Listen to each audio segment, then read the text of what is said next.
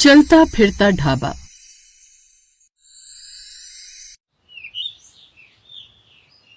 मोहन अपनी पत्नी ममता, 5 साल के बेटे गोलू और अपनी बूढ़ी माँ के साथ एक छोटे से घर में रहता था।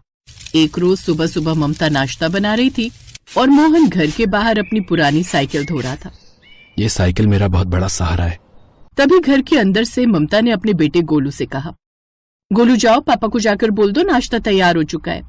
गोलू बाहर भाग कर गया और अपने पापा से बोला, पापा नाश्ता तैयार हो चुका है, मम्मी बुला रही हैं। आपकी साइकिल तो बिल्कुल चमक गई। आप जाकर नाश्ता कीजिए, मैं इसे सूखे कपड़े से पोंछ देता हूँ। अरे वाह बेटा, तब तो मेरी मदद हो जाएगी। खैर मोहन अंदर जाकर नाश्ता करने लगा। नाश्ता करने के बाद मोहन अपनी साइकिल से ढाबे की तरफ निकल पड़ा।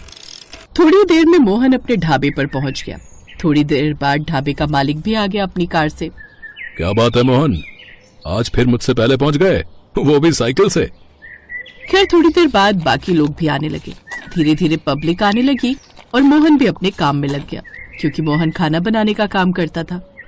तो इस तरह मोहन की जिंदगी ठीक ठाक चल रही थी। फिर एक रात जब मोहन अपने ढाबे से वापस घर लौटा तो देखा ममता और उसकी सास गोलू के सर पर पट्टी रख रही थी। अरे ममता, क्या हुआ गोलू को? अरे मैं आपका ही इंतजार कर रही थी। देखिए ना, गोलू को बहुत तेज बुखार चढ़ा है। मोहन ने अपनी साइकिल के आगे वाले डंडे पर अपना गमछा लपेट दिया और उसके ऊपर ही गोलू को बिठा दिया। इस तरह वो गोलू को लेकर डॉक्टर साहब की क्लिनिक पहुंच गया। अरे देखिए ना डॉक्टर साहब, इसे बहुत तेज बुखार चढ़ गया है। मोहन घबराओ मत, इस मौसम में ऐसा होता है। इसे बहुत तेज वायरल फीवर हो गया है। लगातार 3 दिन तक दवाइयां खिलाते रहना, ये बिल्कुल ठीक हो जाएगा। जल्दी से गोलू को लेकर जाओ और दवाई खिलाने से पहले कुछ खिला देना। तुम्हारे 300 रुपए हुए। डॉक्टर साहब जल्दी जल्दी में पैसे लाना तो मैं भूल ही गया। मैं आपको कल ढाबे में जाते हुए रास्ते में दे दूंगा। अरे नहीं नहीं, उसकी कोई जरूरत नहीं है। मैंने बहुत दिनों से मटर पनीर नहीं खाया। कल मैं तुम्हारे ढाबे पर आऊंगा और इन पैसों के बदले तुम मुझे मटर पनीर खिला देना। मैं अपनी पत्नी को भी लेकर आऊंगा। अरे अरे क्यों नहीं डॉक्टर साहब, ये तो मेरा सौभाग्य होगा। मोहन गोलू को लेकर घर आया, फिर उसे दवाई खिला दी। थोड़ी देर में उसका बुखार कम हो गया। 2 दिन में गोलू एक बार फिर से पूरी तरह स्वस्थ हो गया। फिर एक रात मोहन घर तो लौटा, लेकिन अकेले नहीं बल्कि अपने मालिक के साथ। मोहन के हाथ और पैरों में पट्टी बंधी हुई थी। ममता, उसकी सास और गोलू उसे इस हालत में देखकर हैरान हो गए। भाई साहब, क्या हुआ मेरे पति को? कुछ बोलते क्यों नहीं आप? देखिए, मोहन बाकी कर्मचारियों के साथ खाना बना रहा था, तभी अचानक गैस सिलेंडर ब्लास्ट हो गया, जिससे कई लोग घायल हो गए। उसमें से एक मोहन भी था। मैंने इसकी ड्रेसिंग करवा दी है। इन्हें कल ही किसी अच्छे डॉक्टर को दिखा देना। इनकी साइकिल मेरे ढाबे पर खड़ी है, मैं कल भिजवा दूंगा। इतना बोलकर मालिक वहां से चला गया। इधर मोहन को ममता ने बिस्तर पर लिटाया और उसकी मां रोने लगी। हे भगवान, ये क्या हो गया मेरे बेटे को? इतनी बड़ी घटना अचानक कैसे हो गई?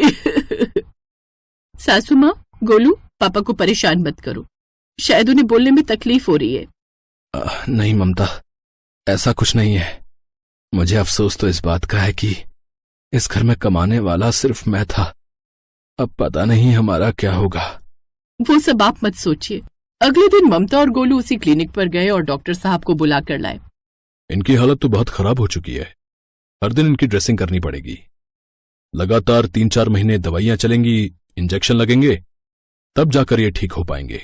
डॉक्टर साहब, इसका मतलब 3-4 महीने तक मोहन कोई काम नहीं कर पाएगा। अम्मा, काम करने की तो छोड़ो, लगातार 2 महीने तक तो ये बिस्तर से भी नहीं उठ पाएंगे। घबराइए मत, मैं इन्हें पूरी तरह ठीक कर दूंगा। मैं थोड़ी देर बाद अपने कंपाउंडर के हाथों दवाइयां भिजवाता हूं और वही ड्रेसिंग भी करके जाएगा हर रोज। ठीक है डॉक्टर साहब। खैर डॉक्टर साहब चले गए। थोड़ी देर में मोहन के ढाबे से एक लड़का आया और उसकी साइकिल देकर चला गया। तो इस तरह धीरे धीरे उसका इलाज चलने लगा। कुछ ही दिनों में उसके इलाज में लगभग सारे पैसे खर्च हो गए। फिर एक रोज, सासू माँ, 1 महीने से इनका इलाज चल रहा है, अब तो पैसे भी खत्म हो गए। ऐसा करती हूँ, मैं अपने गहने बेच देती हूँ ताकि इनका इलाज न रुके। तेरे जैसी बहू भगवान हर किसी को दे। ममता ने अपने गहने बेच दिए और उसका इलाज जारी रखा, लेकिन धीरे धीरे वो पैसे भी खत्म हो रहे थे, क्योंकि बाकी के पैसे खाने पीने में भी तो खर्च हो रहे थे। फिर एक रोज, मोहन जी, सासू माँ, अब तो हमारे पास कुछ बेचने के लिए भी नहीं बचा। इन्हें ठीक होने में अभी कम से कम 2 महीना लगेगा, इसलिए अब मुझे कोई ना कोई काम पकड़ना ही होगा। अरे ममता, लेकिन तुम क्या काम करोगी? जो काम आप करते थे वही काम आपके बदले अब मैं करूंगी। और वैसे भी मैं आपसे अच्छा खाना बना लेती हूँ। अगले दिन ममता उसी ढाबे पर चली गई जहाँ पर मोहन काम करता था और मालिक से काम मांगने लगी। देखो ममता, ये कोई बड़ा शहर नहीं बल्कि गांव है। इस गांव की महिलाएं घर की चार दीवारी में ही अच्छी लगती हैं। अब तो बुरा मत मानना, लेकिन मैं आपको काम पर नहीं रख सकता। ममता उसके सामने गिड़गिड़ाती रही, लेकिन मालिक ने उसकी एक ना सुनी। वापस लौटते वक्त वो मन ही मन सोचने लगी, आज के समय में भी लोग स्त्री और पुरुष के बीच भेदभाव करते हैं, लेकिन कोई बात नहीं, काम तो मुझे करना ही होगा। वो जब अपने घर पहुंची तो घर के बाहर खड़ी मोहन की साइकिल पर उसकी नजर पड़ी। साइकिल देखकर उसके मन में एक आइडिया आया, जो काम मेरे पति करते थे वही काम मैं भी करूंगी, लेकिन किसी दूसरे के अंडर नहीं, बल्कि खुद मालकिन बनकर। मैं अपना ढाबा इसी साइकिल पर शुरू करूंगी। इस बारे में उसने अपने परिवार से बात की। फिर अगली सुबह उसने चाय, कॉफी, मक्खन, ब्रेड, सारा सामान उसने अपनी साइकिल पर लाद लिया और गली गली जाकर बेचने लगी। सबसे पहले उसने स्कूल और फैक्ट्री के बाहर जाकर नाश्ता बेचा। सारे मजदूर उसके पास आ गए। सबको उसका खाना बहुत पसंद आया, इसलिए मजदूरों ने कहा, बहन जी, ये खाना जो है बिल्कुल घर जैसा है। हाँ, हम लोग यहाँ किराए के मकान में रहते हैं, खाना भी खुद ही बनाना पड़ता है। तो क्या आप हमें हर रात इसी जगह खाना दे दोगी? हम कुल मिलाकर जो है कितने 50 लोग हैं। हाँ, क्यों नहीं, मुझे अपना पता दीजिए, मैं 50 लोगों का टिफिन आपके रूम तक पहुंचा दिया करूंगी। तो इस तरह पहले दिन से ही उसका काम बहुत अच्छा चलने लगा। हर दिन 50 टिफिन का ऑर्डर उसे पहले दिन ही मिल गया।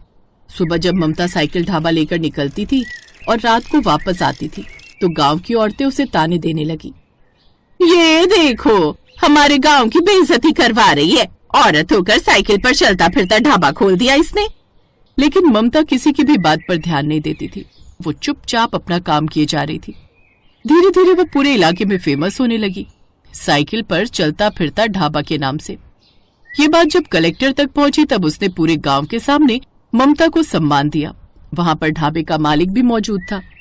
अब गांव वालों का सर शर्म से झुक गया। तभी ढाबे का मालिक मन ही मन सोचने लगा, मैं पिछले 20 सालों से अपना ढाबा चला रहा हूं, पर मुझे तो आज तक कोई अवार्ड नहीं मिला। मुझ में और ममता में अंतर सिर्फ इतना है कि मैं किसी की इंस्पिरेशन नहीं बन पाया। वेल डन ममता बहन, अब हो सके तो मुझे माफ कर देना। अब ममता पूरे शहर में फेमस हो गई। जब मोहन पूरी तरह ठीक हो गया तब दोनों ने मिलकर उसी गांव में खुद का ढाबा खोल लिया और खुशी खुशी अपनी जिंदगी बिताने लगे।